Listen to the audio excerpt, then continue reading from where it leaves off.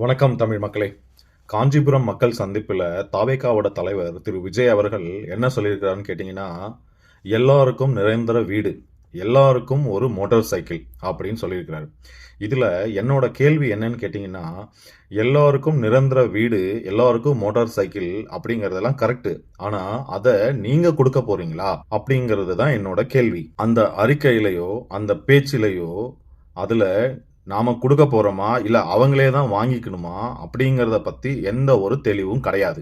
அதுக்கப்புறம் அவங்களோட ஆதரவாளர்கள் சில பேட்டிகள்ல என்ன சொல்றாங்கன்னா, எல்லாருக்கும் வீடு, மோட்டார் சைக்கிள் இதெல்லாம் வாங்குற அளவுக்கு பொருளாதாரம் முன்னேற்றப்படும் அப்படின்னு சொல்றாங்க.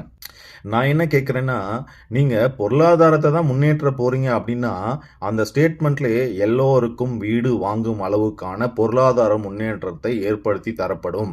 எல்லோரும் மோட்டார் சைக்கிள் வாங்கும் அளவுக்கு அவர்களுடைய பொருளாதாரத்தை முன்னேற்ற தருவோம் அப்படின்னு தெளிவா சொல்லியிருக்கணும்ல. இது என்னன்னு கேட்டீங்கன்னா, சதுரங்க வேட்டைன்னு ஒரு படம் வரும். அந்த படத்துல சொல்லுவாங்க என்னன்னா, ஒருத்தவனை ஏமாத்தணும்னா அவங்களோட ஆசையை தூண்டணும் அப்படின்னு சொல்லுவாங்க. இது அது மாதிரி தான் இருக்கு. அவங்களோட ஆசையை தூண்டணும், அவ்வளவுதான். That is the purpose. ஏன்னா இப்போ இலவசமா நான் தரேன் அப்படின்னும் தெளிவா சொல்ல முடியாது. ஏன்னா நாங்க தான் இலவசம் கொடுக்க கூடாது அப்படிங்கிற கொள்கையில இருக்கிறோம்ல. அதனால இது சொன்ன மாதிரியும் இருக்கணும், ஆனா செய்யாத மாதிரியும் இருக்கணும். இதெல்லாம் நான் இலவசமா கொடுப்பேன் அப்படின்னு சொல்லிட்டாதான் மக்கள் கேள்வி கேட்பாங்கல்ல.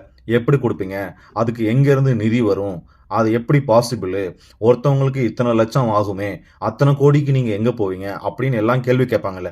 அதனால தான் சொன்ன மாதிரியும் இருக்கணும், ஆனா எப்படி செய்வோம்னு யாரும் கேட்கவும் கூடாது. அவ்வளவுதான், சிம்பிள். நல்ல அரசியல்வாதி ஆயிட்டீங்க தளபதி விஜய் அவர்களே. வாழ்த்துக்கள். வணக்கம்.